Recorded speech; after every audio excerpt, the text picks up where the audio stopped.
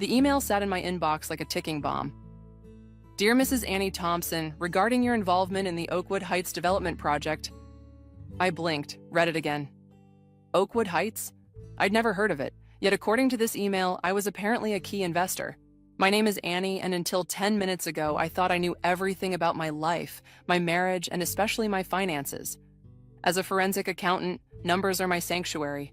They don't lie, they don't pretend, and they always tell a story if you know how to listen. Earth to Annie. Judy waved her hand in front of my face, her coffee going cold on my desk. You've been staring at your screen for 5 minutes straight. I turned my monitor toward her. Have you ever heard of Oakwood Heights? She squinted at the email. No, but isn't that the kind of thing Tom handles for you guys, since you gave him control of your inheritance? The mention of my inheritance made my stomach clench. 6 months ago, I'd signed everything over to Tom. It's just easier this way, baby, he'd said, flashing that smile that still made my knees weak after 7 years of marriage. You handle enough numbers at work. Let me take care of our future. Yeah, I replied to Judy, forcing a smile. You're right, I'll ask him tonight. Speaking of tonight, Judy perched on the edge of my desk, her eyes sparkling. Don't forget it's your anniversary dinner, though I still can't believe you're working today. Tom's taking me to La Maison, I said, trying to match her enthusiasm. He's been talking about it for weeks. Of course he has. Mr. Perfect, always planning the perfect surprise. Judy's tone carried an edge I chose to ignore, just like I had for years. The rest of the afternoon crawled by. I couldn't focus on my cases. My mind kept drifting back to that email. At 5:30, I packed up, but something made me forward it to my personal account before logging off. Home was our dream house in the suburbs, all brick and columns and perfectly manicured lawn. Tom's Tesla wasn't in the driveway yet. I kicked off my heels and headed upstairs to change, but stopped at his home office. The door was usually locked, but today it swung open easily. I told myself I was just looking for documentation about Oakwood Heights. Nothing more. His desk was immaculate as always, but a file was sitting slightly askew in his otherwise perfectly aligned stack. The label read, Property Holdings, Q2. My hands shook as I opened it. Inside were property deeds, investment reports, and bank statements. Lots of them. My grandmother's inheritance had been substantial, nearly $2 million, but these numbers were far beyond that. And the dates. Some of these transactions predated my inheritance. Annie? Tom's voice boomed from downstairs. Baby, are you home? I shoved the file back, heart pounding. Up here, just getting ready. Well, hurry up, beautiful. I've got champagne chilling and reservations at 8. I rushed to our bedroom, mind racing. Tom appeared in the doorway, tall and handsome in his charcoal suit, holding 2 glasses of champagne. Happy anniversary, baby. Happy anniversary, I echoed, accepting the glass with trembling fingers. He pulled me close, nuzzling my neck. 7 years. Can you believe it? Sometimes it feels like yesterday, I said, and it was true. I could still remember our first date, how he'd charmed me with stories of his real estate empire, how he'd made me feel like the most special woman in the world. Get dressed, he whispered. I've got something big to tell you tonight. As I slipped into my black dress, my phone buzzed. Another email, this time from an address I didn't recognize. Mrs. Thompson, urgent matter regarding Christina's trust fund allocation. Please confirm transfer authorization. Christina? What trust fund? Annie? Tom called up. Car's waiting. I deleted the email, grabbed my clutch, and headed downstairs. Tom held out his arm, ever the perfect gentleman. As we walked to the car, I caught our reflection in the window. The picture-perfect couple. But cracks were appearing in that picture, hairline fractures that threatened to shatter everything. You okay? Tom asked, opening my door.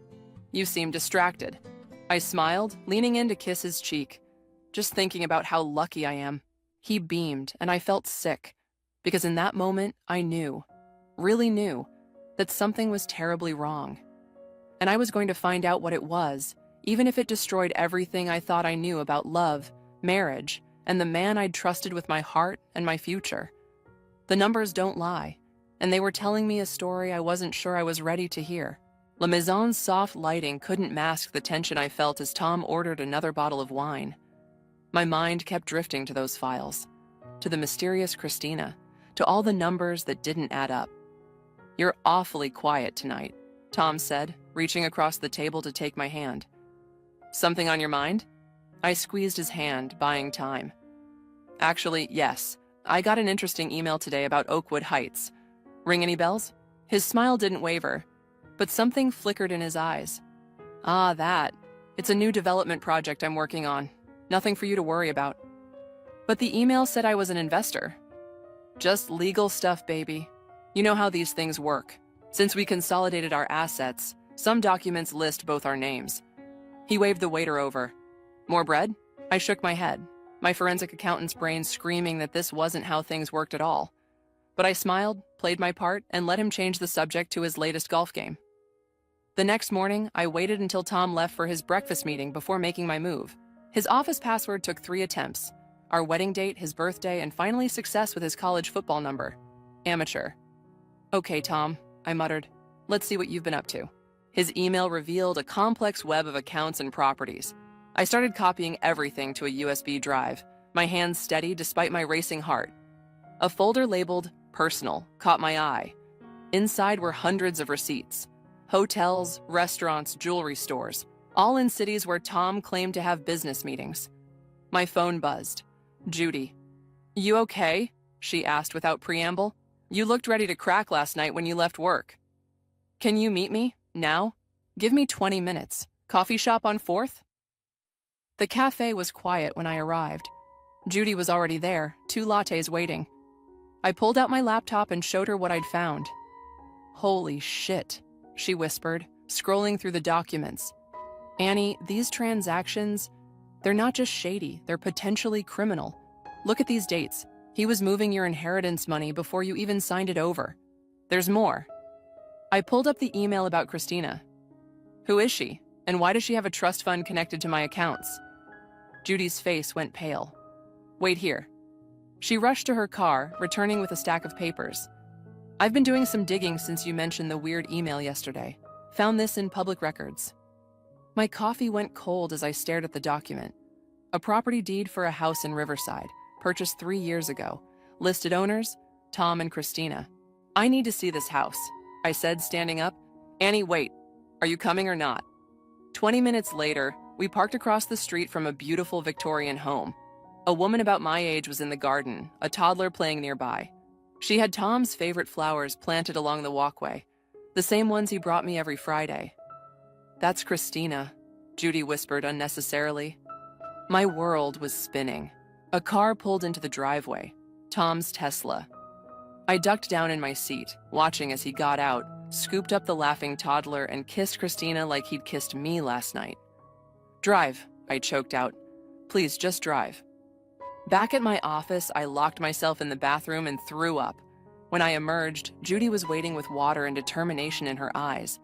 What are you going to do? I sat at my desk, pulled up my banking software. What I do best, follow the money. Annie, he's been playing me for years, Judy. Years. Using my inheritance, my trust, my love to build this alternate life. My voice was steady, surprising me. But he forgot one thing. What's that? I logged into the forensic accounting database. Numbers are my language, and his numbers, they're about to tell me everything. My phone lit up with a text from Tom. Working late tonight, baby. Don't wait up. Love you. I texted back, no problem, love you too. Judy raised an eyebrow. What? I said, already deep in financial records. He's not the only one who can play pretend. As the afternoon sun faded, patterns emerged in Tom's financial maze. Regular transfers, hidden accounts, properties under shell companies. Each discovery was a knife in my heart, but also a weapon in my arsenal. You know what you're doing could be dangerous, Judy said softly. If he's hiding this much, I looked up from my screen, something cold and hard settling in my chest. You know what's dangerous, Judy? Thinking you can steal from a forensic accountant and get away with it. Tom's about to learn that lesson the hard way. The numbers were telling their story now, loud and clear, and I was finally ready to listen. 3 days of playing the loving wife while digging through financial records had left me exhausted.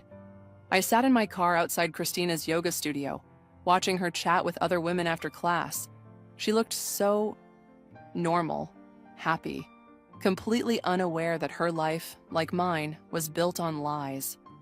My phone buzzed. Tom, miss you, baby. Dinner tonight? Can't. Girls' night with Judy, remember? Another lie to add to the pile between us. Christina walked to her car, and I found myself following her at a safe distance. She pulled into a high-end grocery store, the same one Tom claimed had the best steaks in town. My hands tightened on the steering wheel. Inside, I grabbed a basket and pretended to shop while keeping her in sight. She was in the produce section when someone called out, "Christina, how's my favorite client?" I ducked behind a display as a tall man approached her. His expensive suit and confident stride screamed business.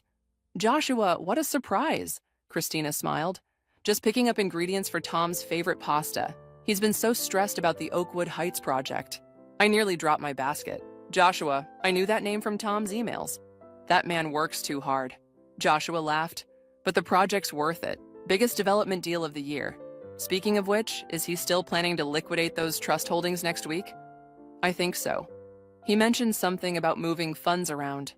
My inheritance. He was planning to move my inheritance." I followed Christina to check out, then watched her load her groceries. As she drove away, I approached Joshua, who was still examining wine bottles. "Excuse me," I said, channeling my inner airhead. I couldn't help overhearing, "You're in real estate?" He turned, all charm and perfect teeth. "Joshua Mills, Mills Development Group, always happy to meet a potential investor." "Actually, I'm interested in Oakwood Heights. I heard it's quite the project." His smile flickered. "Are you involved with the development?" "Not yet, but I'm very interested in the financial structure." He pulled out a business card. "Why don't you call my office? We can discuss opportunities." Back in my car, I Googled Mills Development Group. Their website listed Tom as a partner, something he'd never mentioned. I called Judy. "I need you to do something crazy," I said when she answered. "Crazier than stalking your husband's other wife?" "I need you to get me into a meeting with Joshua Mills." Silence. Then, "The real estate developer? How? You're still friends with his secretary, right? From spin class?" "Annie, please, Judy, I need to know what Tom's planning." She sighed. "Fine, but be careful. You're playing with fire." 2 days later, I sat in Joshua's plush office, wearing my sharpest suit and my game face. "Ms. Walker," he said, using the fake name Judy had given his secretary. "How can I help you?" "I'm interested in investing in Oakwood Heights. But first, I need to understand the current ownership structure." He leaned back, studying me. "That information is confidential." "Of course, but surely you can tell me about the trust fund allocations, the ones being liquidated next week?" His face hardened. "Who are you, really?" I stood, smoothing my skirt. "Someone very interested in Tom's financial decisions. Give him a message for me. Annie says hello." I was halfway to the door when he called out, "Wait." I turned. He looked shaken. "You're Tom's wife. But he told us you were aware of everything." "Did he? How interesting. What else did he tell you?" Joshua ran a hand through his hair. "Look, I don't want any part of whatever this is. But you should know, the trust liquidation, it's happening tomorrow, not next week." My heart stopped. "Thank you, Joshua." I drove straight to the bank, my mind racing. Tom had access to my accounts, but some things still required my signature. Unless... The bank manager's face told me everything before she spoke. "I'm sorry, Mrs. Thompson, but those documents were processed last week. Your husband had power of attorney." "Power of attorney?" My voice cracked. "That's impossible. I never signed..." She pulled up the document on her screen. There it was, my signature, perfectly forged. I stumbled out to my car and called Judy. "He forged my signature. He's taking everything tomorrow. Come to my house. Now." As I drove, my phone lit up with a text from Tom. "Surprise! Booked us a weekend getaway. Pack your bags, baby. Leaving tomorrow morning." Of course. He was planning to be gone when the transfers went through. My hands shook as I typed, "Can't wait. Best husband ever." The lies came so easily now. But tomorrow, everything would change. Tomorrow, Tom would learn that he wasn't the only one who could play this game. And I was playing to win. Judy's dining room table disappeared under stacks of documents as we worked through the night. Every bank statement, every property deed, every forged signature told another piece of Tom's story. "Look at this," Judy said, holding up a birth certificate. Christina's son. He's 2 years old. My coffee cup froze halfway to my lips. 2 years? That means he was sleeping with her before your wedding. The cup shattered against the wall before I realized I'd thrown it. Sorry, I whispered, but Judy was already cleaning up. Don't apologize. Break everything. You've earned it. My phone buzzed. Tom's hourly check-in. Almost packed, baby? Can't wait for our romantic weekend. I texted back a heart emoji, then turned to Judy. I need to get into that safety deposit box. The one you found the key for? It's at First National, box 2317. I pulled out Tom's bank records. He visits it every month, always after making large transfers. How are you going to access it? It's probably in his name. I smiled grimly. Actually, it's in mine. Another thing he forged, but this time that works in my favor. First National opened at 9 a.m. I was there at 8:55, dressed for my romantic weekend, suitcase in the car. The bank manager recognized me. Mrs. Thompson, your husband mentioned you'd be coming. My heart stopped. He did? Yes, he called yesterday to add you to the access list. Said it was an anniversary surprise. Of course, he needed me to have access so nothing would look suspicious when he emptied it. I forced a smile. That's my Tom, always thoughtful. The box was larger than I expected. Inside, I found stacks of cash, multiple passports, some with Tom's picture under different names, and a USB drive. Could I have a moment alone? I asked the manager, to appreciate my surprise. In the private viewing room, I plugged the USB into my phone. Folders upon folders of offshore account details, property holdings, and emails appeared. But what caught my eye was a video file labeled Christina Wedding. My hands shook as I pressed play. There was Tom in a tuxedo, standing at an altar. Christina walking down the aisle in white. A different ring, a different ceremony, a different life, dated just 6 months after our own wedding. Mrs. Thompson, the manager knocked. Your husband is on the phone for you. I quickly copied everything to my phone, returned the USB, and closed the box. At the counter, I took the phone with steady hands. Hey, baby. Tom's voice oozed charm. Where are you? I'm about to head home to pick you up. Just finishing up at the bank. Had to deposit some checks before we leave. A pause. The bank? Which branch? The one near work. Why? No reason. See you soon, baby. I handed back the phone and walked calmly to my car. The moment I was inside, I called Judy. He knows. He's coming here. Get out now. Come to my place. And Annie? I called in that favor from my brother. Judy's brother was an FBI agent. When I arrived at her house, he was waiting with 2 other agents. Show them, Judy said. I connected my phone to Judy's laptop and displayed everything. The forged documents, the offshore accounts, the multiple identities, and finally the video. Mrs. Thompson, Agent Mike leaned forward. Your husband isn't just committing fraud. This is international money laundering. And that second marriage? That's bigamy. My phone buzzed. Tom again. Where are you? I'm at the bank, but they said you left. Another text followed. Baby, whatever you found, we can talk about it. I can explain everything. And another. Annie, think carefully about what you're doing. He's scared, Judy said softly. Good. I turned to Mike. What do you need from me? Everything you've shown us, plus your testimony. We've been building a case against several developers involved in international money laundering. Your husband's name came up, but we couldn't prove anything. Until now. My phone buzzed one more time. I'm coming home. Be there. I looked at the agents. He's going to our house. He thinks I'm there. Mike nodded to his colleagues. Let's move. As they prepared to leave, I stared at my wedding ring. All those years. All those lies. I slipped the ring off and placed it on Judy's table. Annie. Judy touched my arm. Are you sure about this?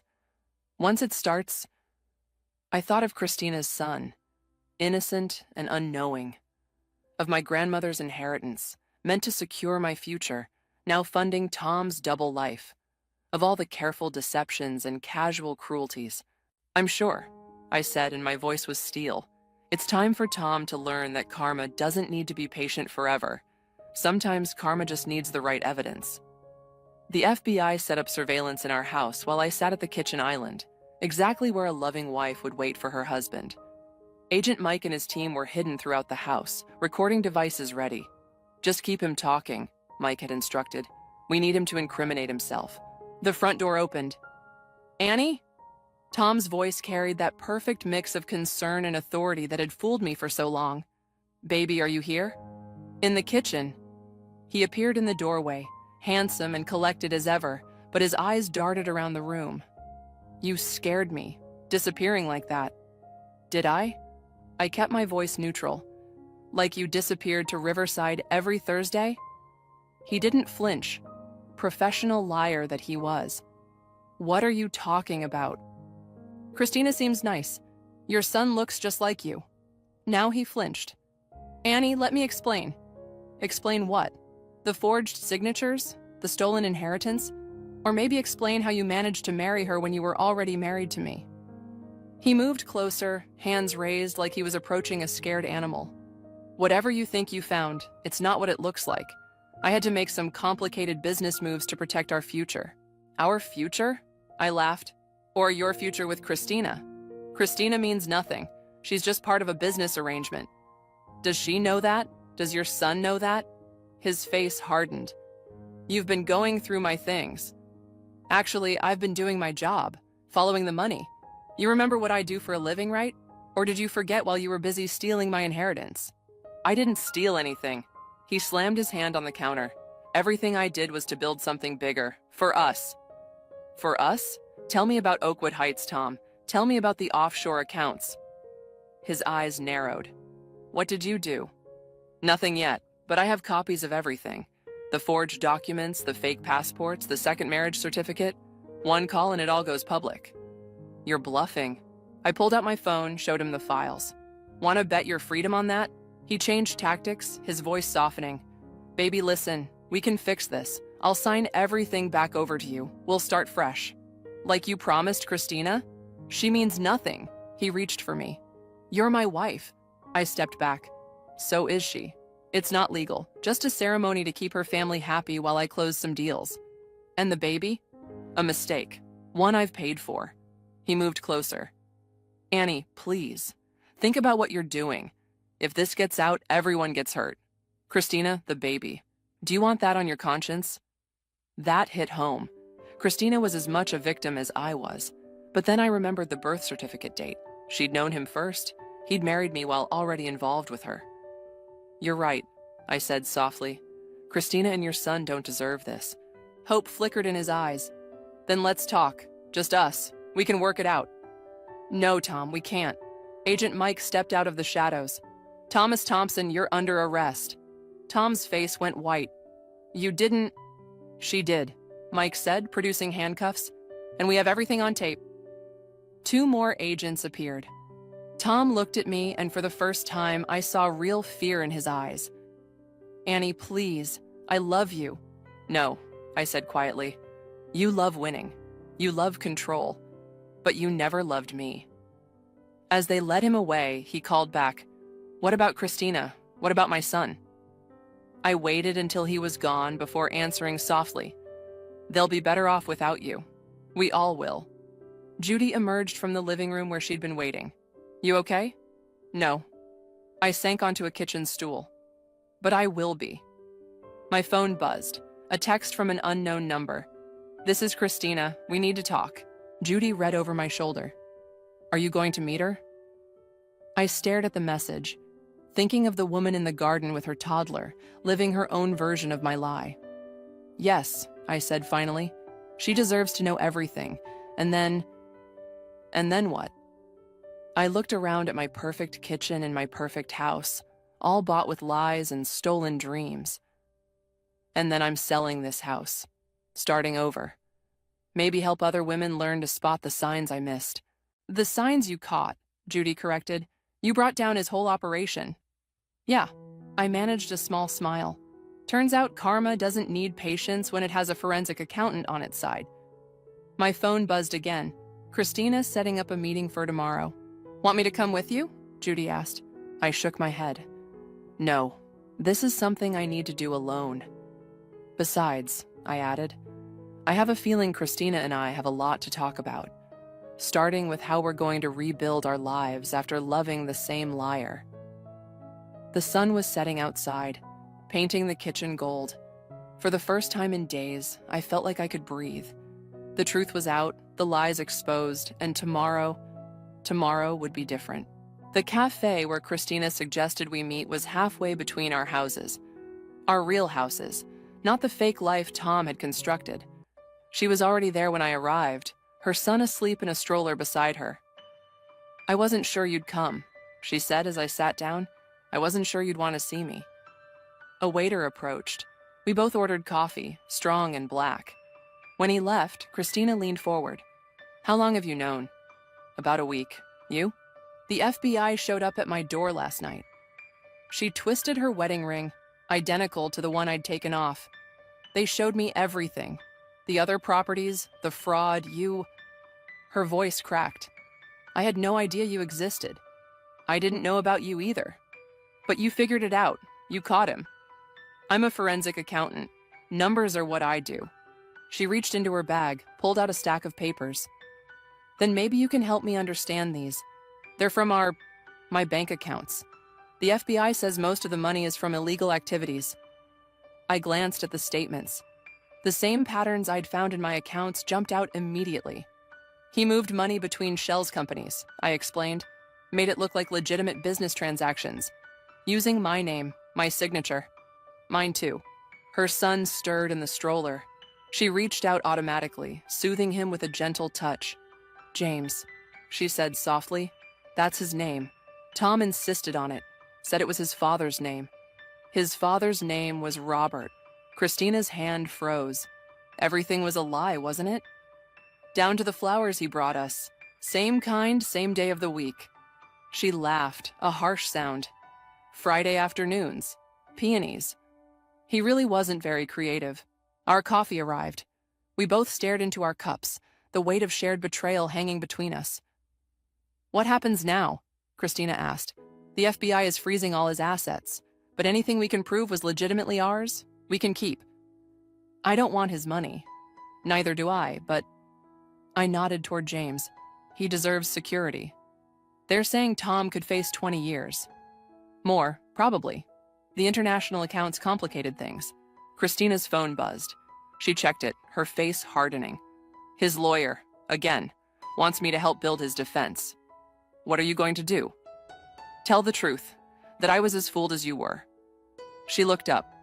"Unless you need me to say something else?" I shook my head. "The evidence is enough. Your testimony would just be confirmation." James woke up then, his sleepy eyes so much like Tom's it hurt. Christina lifted him, and he snuggled into her shoulder. "I'm selling my house," I said suddenly. "Starting fresh. I can't afford to keep mine. Not without..." She trailed off. "I might have a solution." I pulled out my laptop, showed her what I'd been working on. "My grandmother's inheritance? What's left of it? I'm using it to start a foundation. For women like us, people who've been financially manipulated or defrauded." "A foundation?" "Education, legal support, emergency housing. The FBI says there are more victims out there, other women Tom scammed." Christina was quiet for a long moment. Would you need help running it?" "Actually, I was hoping you'd say that. You have a business degree, right? How did you..." "Found your LinkedIn. Did some background checking. Hope you don't mind." She smiled, a real smile. "Once a forensic accountant, always a forensic accountant?" Something like that. James reached for my hair, giggling.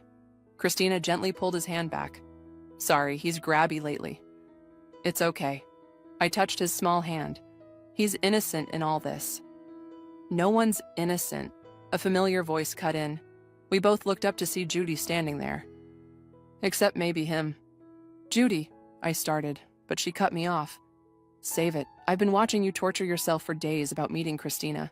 Had to make sure you were both okay." Christina shifted. "You're Annie's friend? The one who helped her?" "Guilty. And now I'm here to help both of you. First step? Lunch. Real food, not just coffee. You two have a foundation to plan." As Judy pulled up a chair, I watched Christina settle James with some toys. Two women who'd loved and lost the same lie, sitting in a cafe, planning a future neither of us had imagined a week ago. My phone buzzed. A text from Agent Mike. Tom's talking, says he'll give up his international contacts for a deal. I showed the message to Christina. She read it, then looked at me with steel in her eyes. Let him talk, she said. We've got better things to do. Judy raised her coffee cup. To new beginnings? Christina and I lifted our cups. To new beginnings. And to karma, I thought. Sometimes it doesn't just balance the scales. It opens doors you never knew existed. 6 months passed like a whirlwind. The foundation was taking shape, and Christina and I had developed a rhythm, working together to help other women while rebuilding our own lives. Then came the call we'd been dreading. The plea hearing is tomorrow, Agent Mike said. Both of you should be there. I glanced across our new office at Christina, who was bouncing James on her knee while reviewing grant applications. We'll be there. The courthouse loomed gray and imposing the next morning. Judy met us outside, coffee in hand. Ready? She asked. No, Christina and I said simultaneously. Inside, the courtroom was packed. Joshua was there, along with other developers caught in the FBI's net. Tom's lawyer bustled around, papers flying. Then they brought Tom in. Prison hadn't been kind to him. His designer suits were replaced by orange, his confident stride by shuffling steps. But when he saw us, that old charm flickered to life. Annie, he called out. Christina, please, can we— Mr. Thompson, the judge cut in. You'll refrain from addressing anyone but the court. The proceedings began. The prosecutor stood, listing charges that seemed endless. Fraud, money laundering, bigamy, forgery, international financial crimes. The defendant has agreed to provide information about his international contacts in exchange for consideration in sentencing, she concluded. Tom's lawyer rose. My client has shown remorse. He's cooperated fully. Objection! A new voice rang out. A woman in a sharp suit stood up. Your Honor, I represent additional victims who've come forward. My heart stopped. This wasn't part of the plan. The lawyer continued. 3 more women have provided evidence of Mr. Thompson's fraudulent marriages and financial schemes. Same pattern, different cities? Christina grabbed my hand. Tom's face went ash gray. Approach the bench, the judge ordered. While they huddled, I turned to Agent Mike, who sat behind us. Did you know about this? He nodded grimly. Found them last week. Tom was busier than we thought. The judge cleared his throat. In light of this new evidence, I'm rejecting the plea deal. Mr. Thompson, you've demonstrated a pattern of deliberate deception that goes beyond the original charges. Tom jumped up. Your Honor, please, I can explain. Sit down, Mr. Thompson. Based on the severity and scope of your crimes, I'm sentencing you to 25 years in federal prison. Additionally, all assets will be frozen and investigated. The gavel cracked like thunder. As guards approached Tom, he turned to us desperately. Annie, Christina, please. I did it for us, for James. Christina stood, James sleeping against her shoulder. No, Tom, you did it for yourself. Always for yourself. They led him away. The other women, his other victims, huddled together near the back. I approached them slowly. I'm Annie. This is Christina. We run a foundation for survivors of financial fraud. If you need help, one woman stepped forward. I'm Rachel. Tom, he took everything from me 3 years ago. Not everything, Christina said firmly. He didn't take your strength or your future. Outside the courthouse, reporters swarmed. Agent Mike ran interference while Judy got our cars. Annie, Tom's lawyer called out. A moment, I turned. He held out an envelope. He wanted you to have this, both of you. Christina and I exchanged looks. Together, we ripped the envelope in half. We don't need any more of his words, I said. The lawyer nodded slowly. I'll let him know. That evening, we all gathered at my new apartment, smaller than the old house, but honestly mine. Rachel and the other women joined us. Judy ordered pizza. James played with toy cars on the floor. To justice, Judy raised her glass. To freedom, Rachel added. To the future, Christina said. I looked around at these women, each carrying their own story of betrayal and survival. To us, and to every woman still out there, thinking she's alone, we'll find them. My phone buzzed. Another message from someone who'd seen the news, seeking help. I showed it to Christina. Ready to get back to work? She asked. Always. As everyone shared stories and support, I stepped onto my small balcony. The city lights sparkled below, each one perhaps hiding another story like ours. But now we had a way to help, to turn our pain into purpose. Judy joined me. "You okay?" "Better than okay." I smiled. For the first time since this all started, I feel free. "You did that. You freed yourself, and now you're helping others do the same." Inside, Christina was showing Rachel our foundation's website. James had fallen asleep on the couch, surrounded by strong women who would make sure he grew up knowing the truth about love, trust, and justice. Tom thought he was building an empire on lies. Instead, he'd accidentally created something powerful and real, a network of survivors turned warriors, ready to fight for those who needed us most. Karma had done its job. Now it was our turn to do ours. The Foundation's office buzzed with activity as I reviewed our latest case files. Rachel had joined our team full-time, her legal background proving invaluable. Christina managed operations while juggling preschool schedules for James. My phone lit up with a news alert. Developer Joshua Mills pleads guilty in international fraud case. "Christina," I called out, "look at this." She leaned over my shoulder, James coloring quietly at her feet. "Another one down. How many does that make now?" 7 of Tom's former associates. I scrolled through the article. Joshua's testimony implicated 3 more. "Mom!" James tugged at Christina's sleeve. "Look what I drew." She knelt down to admire his artwork, a house with multiple stick figures in front. "Who are all these people, honey?" "That's you and me and Aunt Annie and Aunt Judy and Rachel." He pointed to each figure proudly. Christina's eyes met mine over his head. Neither of us mentioned the missing father figure. Judy burst through the door, waving a folder. "You're not going to believe this." "What now?" I asked. "Remember that safety deposit box? The one where you found the USB drive?" She spread photos across my desk. The FBI just found more. Dozens of them, all across the country. Rachel joined us, examining the evidence. "These could help us identify more victims." "Already on it," Judy said. 5 women have come forward since this morning. My computer pinged. An email from Agent Mike. "Need you at the prison. Tom's asking for you. Says he has information about offshore accounts we haven't found yet." "Delete it," Christina said firmly. I shook my head. Those accounts could help his victims recover their money. "Annie," Judy's voice held a warning. "I'm not going alone." I looked at Christina. "Coming?" The prison visiting room was cold and sterile. Tom sat behind the glass, orange jumpsuit hanging loose on his frame. His eyes lit up when he saw us. "Annie, Christina, thank you for—" "Save it." Christina cut him off. "The accounts. Where are they?" His smile faltered. "I've had time to think. About everything I did, everyone I hurt." "The accounts," I repeated. "First, I need you to know—" "No." I leaned forward. "You don't get to explain or apologize or try to manipulate us again. The only thing you get to do is help make this right." He stared at us for a long moment. Then, deflating, he recited account numbers and passwords. "That's everything?" Christina asked. "Everything." He glanced at the guard, then lowered his voice. "How's James?" "Happy," she said. "Loved. Surrounded by strong women who'll make sure he never becomes like you." As we stood to leave, Tom pressed his hand against the glass. "I really did love you both." "No," I said quietly.